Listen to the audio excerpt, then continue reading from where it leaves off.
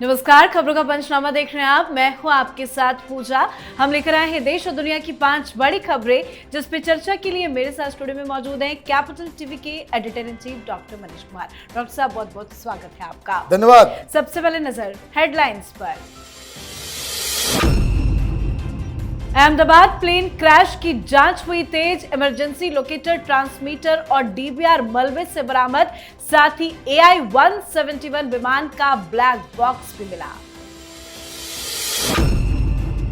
सुबह सुबह पीएम मोदी पहुंचे अहमदाबाद, प्लेन क्रैश साइट का किया निरीक्षण, घायलों से मिलने पहुंचे अस्पताल, हादसे को लेकर की समीक्षा बैठक।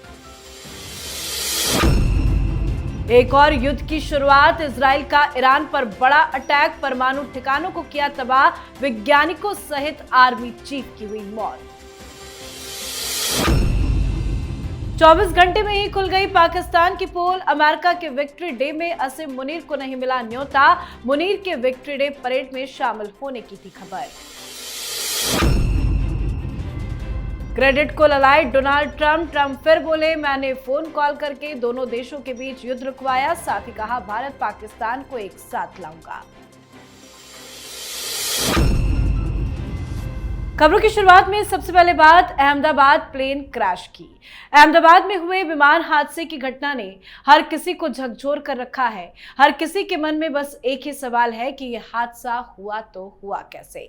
सरकार ने उच्च स्तरीय समिति का गठन भी कर दिया है, जांच की शुरुआत हो चुकी है। अंतर्राष्ट्रीय प्रोटोकॉल के अनुरूप विमान दुर्घटना जांच ब्यूरो की ओर से भी औपचारिक जांच शुरू कर दी गई है। हादसे की जांच में मदद के लिए ब्रिटेन ने अपनी टीम को भारत के लिए रवाना भी कर दिया। अमेरिका ने भी जांच में सहयोग करने की बात कही है। साथ ही गुजरात ATS ने अहमदाबाद में दुर्घटनाग्रस्त हुए एयर इंडिया के विमान के मलबे से एक डिजिटल वीडियो रिकॉर्डर यानी कि DVR बरामद किया है। जांचकर्ताओं को एयर इंडिया के क्रैश विमान के मलबे से इमरजेंसी लोकेटर, ट्रांसमीटर भी मिल गया है। साथ ही क्रैश साइट से ब्लैक बॉक्स के भी बरामद होने की खबर है। हर किसी को इंतजार था कि ब्लैक बॉक्स मिल जाए, मिल गया है। जांच कहां तक सर आगे बढ़ी है? देखिए, जांच कई सारे एंगल्स से हो रही है और कोई भी जो इस तरह का विमान का क्रैश होता है और खास करके बोइंग जैसे विमान का, तो ये समझिए न सिर्फ नेशनल बल्कि इंटरनेशनल एजेंसीज इसमें शामिल होंगी और इस जांच को पूरा करेंगी। 2-3 सवाल हैं कि क्या ये पायलट का एरर है। नंबर 1 वो पता लगाना होगा, जिसकी संभावना बिल्कुल ही कम नजर आ रही है क्योंकि बहुत ही एक्सपीरियंस पायलट जो है उसको चला रहे थे। नंबर 2, कोई टेक्निकल स्नैग था, कोई टेक्निकल फेलियर था। ये टेक्निकल फेलियर किस वजह से हुआ उसकी भी जांच की जाएगी। अचानक से ऐसा क्या हुआ कि बोइंग जैसे रॉबस्ट मशीन को वो लिफ्ट नहीं मिला जिसको टेक ऑफ करने के समय उसकी जरूरत थी। क्या ग्राउंड स्टाफ जो सारी चीज़ों को मेंटेन करते हैं उनका रोल सही था या फिर कोई साजिश रची गई? ये तमाम पहलुओं की जांच ऑलरेडी शुरू हो चुकी है और जो जो जांच के लिए ज़रूरी चीज़ें हैं वो सारी चीज़ें, चाहे वो DVR हो, चाहे ब्लैक बॉक्स हो, वो सारे लोकेटर्स हो, सारी चीज़ें अब जांच एजेंसियों के हाथ आ चुकी है। प्लस जिस समय से ये घटना घटी है उसके बाद से ही जो जानकारी मिल रही है वहां से वॉकिंग डिस्टेंस पे है अहमदाबाद का फॉरेंसिक लैब, जो हिंदुस्तान का सबसे बेस्ट लैब है फॉरेंसिक के मामले में। वो ऑलरेडी वर्क पे है, वॉकिंग डिस्टेंस है। तो ये एविडेंस को इकट्ठा करना और अब अलग अलग पहलुओं के ऊपर इसके बारे में जांच ऑलरेडी शुरू हो चुकी है। और एक एंगल जिसके बारे में लोग चर्चा कर रहे हैं कि सबटाज का, साजिश का, कि कुछ लोगों ने ये जानबूझ के इस तरह का काम किया है जिसकी वजह से ये घटना घटी है, इसकी जो संभावना है वो प्रबल होती जा रही है। जी, तो उम्मीद है जांच में तेजी आएगी। साथ ही आज प्रधानमंत्री नरेंद्र मोदी अहमदाबाद में प्लेन क्रैश वाली जगह पर पहुंचे। घटनास्थल पर पहुंचकर पीएम मोदी ने हालात का जायजा लिया। इसके बाद पीएम मोदी ने अस्पताल जाकर घायलों से भी मुलाकात की और उनका हालचाल जाना। प्रधानमंत्री मोदी ने हादसे में बचने वाले इकलौते शख्स रमेश विश्वास कुमार से मुलाकात कर बातचीत भी की और उसके बाद हादसे को लेकर एक समीक्षा बैठक भी की। अहमदाबाद का दौरा कर पीएम ने कहा कि इतने सारे लोगों की अचानक और दिल दहला देने वाली मौत को शब्दों में बयान नहीं किया जा सकता। इसे आने वाले कई सालों तक महसूस किया जाएगा। साथ ही प्रधानमंत्री मोदी ने विजय रूपानी के परिवार से भी मुलाकात की और उनकी पत्नी अंजलि बेन रूपानी से संवेदनाएं भी व्यक्त की है। हादसे के 24 घंटे के अंदर पीएम मोदी का अहमदाबाद जाना, मुलाकात करना और एक समीक्षा बैठक भी करना सरकार के लिए कितनी बड़ी चुनौती है, इन सब चीजों को देखिए, प्रधानमंत्री मोदी तो उसी समय से एक्टिव हो गए जैसे ही खबर आई। मुख्यमंत्री से बात की, गृह मंत्री को अहमदाबाद भेजा और जो रेस्क्यू वर्क में लगे हुए जितने भी पदाधिकारी थे, प्रधानमंत्री मोदी डायरेक्टली उनसे संपर्क में थे। और सबसे बड़ी चीज, जो पहला लक्ष्य प्रधानमंत्री की ओर से रखा गया कि जितनी ज्यादा लोगों की जान बचाई जा सकती है आप बचाएं। यह सबको मालूम था कि जिस तरह से ब्लास्ट हुआ है वो तो एक मिरेकल है कि एक यात्री जो है वो बच गया, अदरवाइज वहां बचने की कोई संभावना किसी की थी नहीं। तो एक तो लोगों को ढूंढना कि कोई अगर जिंदा है तो उसको बचाने की कोशिश की जाए, लेकिन जिस हॉस्टल में, जिस मेस के अंदर ये अतुल्यम की जो बिल्डिंग जो थी उसके अंदर जो हिट हुआ उसमें कई सारे लोग उसमें फंस गए, इस ब्लास्ट की जद में आ गए। तो उनको कैसे निकालना, बचाना और उनका तुरंत इलाज करना, जिस तरीके से 80 जो एम्बुलेंसेस हैं उसको वडोदरा से अहमदाबाद लाया गया, बाकायदा ग्रीन लेन बनाया गया, तो मुझे लगता है कि एक जो तत्परता, जिस तरीके से, जिस स्विफ्टनेस से वहाँ पे एजेंसीज ने काम किया, लोगों को बचाने का काम किया, वो काबिल तारीफ है। और प्रधानमंत्री मोदी आज सवेरे जब वहाँ पहुँचे तो उनकी बॉडी लैंग्वेज ही बदली हुई थी। आप देखिए कि जब कभी भी प्रधानमंत्री मोदी गुजरात जाते हैं तो किस तरीके से वो जाते हैं, और आज इस दुर्घटना के बाद गए तो अच्छी बात ये रही, एक गार्जियन की तरह वो हर परिवार से मिले, हॉस्पिटल में जाके जो घायल लोग थे उनसे भी उन्होंने मुलाकात की। तो एक बड़ी दुर्घटना हुई है, तो दुर्घटना ही है, लेकिन सरकार जिस स्विफ्टनेस से काम कर रही है वो सही लग रहा है। जी, अब बात एक और युद्ध की शुरुआत की। इजराइल ईरान अब जंग के मैदान में कूद पड़े हैं। बीते कुछ समय से जिसका डर था वही हुआ है। इजराइल ने आज यानी 13 जून की सुबह ईरान पर सैन्य हमला कर दिया। इजराइल ने ईरान के न्यूक्लियर साइट्स और सैन्य ठिकानों को टारगेट करके तेहरान में कई इलाकों में हमले किए। यह हमला ऑपरेशन राइजिंग लायन की शुरुआत है। इजराइल ने 300 हवाई हमले किए हैं। इसके बाद ईरान में खलबली मच गई है। ईरान सरकार ने देश भर में इमरजेंसी लागू कर दी है। हमले में ईरान के सैन्य प्रमुख जनरल मोहम्मद बाघेरी और शीर्ष परमाणु वैज्ञानिक की मौत हो चुकी है। साथ ही ईरान ने इजराइल पर जवाबी हमले में 100 से ज्यादा ड्रोन दागे हैं। इजराइल के हमले के बाद ईरान ने संयुक्त राष्ट्र सुरक्षा परिषद की दौड़ भी लगाई। ईरान ने परमाणु स्थलों पर इजरायली हमलों को लेकर संयुक्त राष्ट्र सुरक्षा परिषद की बैठक की मांग की है। तो वहीं ईरान और इजराइल के बीच में बढ़ते तनाव पर भारत सरकार ने गंभीर चिंता व्यक्त की है। क्या सर युद्ध की शुरुआत हो चुकी है? देखिए, ऑलरेडी युद्ध की शुरुआत हो चुकी है। अब ईरान को साबित करना होगा कि वो जितनी दमखम दिखाते हैं वो वाकई इनके पास कोई दम है या नहीं है। कारण एक झटके में कहां इजराइल, कहां ईरान, वो आते हैं, आपके तमाम न्यूक्लियर इंस्टॉलेशंस को जो है वो तबाह बर्बाद कर देते हैं। आपके आर्मी चीफ को, आपके चीफ कमांडर को, वहां के एनएसए को, एक खमनई के जो चीफ एडवाइजर हैं उसको, 6 टॉप न्यूक्लियर साइंटिस्ट को टारगेट किलिंग।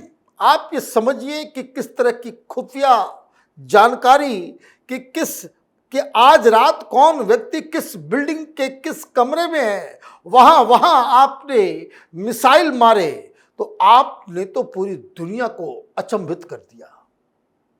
कि ये कोई मजाक बात नहीं है। क्या आपको एग्जैक्टली मालूम होता है कि ये न्यूक्लियर साइंटिस्ट लोग हैं, ये 6 हैं टॉप, और ये कहां कहां आज रात में रुके हुए हैं। आर्मी चीफ कहां है, चीफ कमांडर कहां है। बताया जा रहा है कि खमनाई अंदर बंकर में घुस गया डर के मारे, जैसे मुनीर घुस गया था। तो ये तो अटैक जबरदस्त है। 200 एयरक्राफ्ट आपने भेजे और तबाही मचाई, और ईरान एक भी एयरक्राफ्ट गिरा नहीं पाया, इंटरसेप्ट नहीं कर पाया। ये कैसे हुआ? इसका मतलब ये है कि ईरान का पूरा एयर डिफेंस सिस्टम, जैसे हम लोगों ने पाकिस्तान का पूरा एयर डिफेंस सिस्टम तबाह बर्बाद हमने कर दिया था, जाम कर दिया था, वही चीज ईरान के साथ हुआ है। अब ईरान ये कह रहा है कि भाई ये अमेरिका की साजिश है, अमेरिका के कोऑर्डिनेशन और उसके परमिशन से इजराइल ने ये काम किया है। डोनाल्ड ट्रंप हर जगह फेल हो रहे हैं। उन्होंने ईरान के साथ बातचीत की और कुछ निगोशिएशन चल रहा था कि किसी भी कीमत पे ईरान को न्यूक्लियर वेपन नहीं होने देना चाहिए। अगर उसके पास न्यूक्लियर वेपन होगा वो इजराइल के ऊपर इस्तेमाल करेगा। यही बोन ऑफ कंटेंशन था। जो टॉक फेल हुआ, इजराइल ने कहा कि अब तो ये न्यूक्लियर बॉम्ब बनाएगा ही, इससे पहले वो न्यूक्लियर बॉम्ब बनाए, हमें ठोक देना चाहिए। तो उसने हमला कर दिया। तो एक बड़ी युद्ध की शुरुआत जो है वो हो चुकी है। जी, तो ऐलानी जंग की शुरुआत हो चुकी है। तो वहीं पाकिस्तान आर्मी चीफ आसिम मुनीर के अमेरिका दौरे को लेकर बवाल बढ़ता जा रहा है। आसिम मुनीर के 14 जून को वाशिंगटन में अमेरिकी सेना दिवस समारोह में शामिल होने की खबर सामने आई है।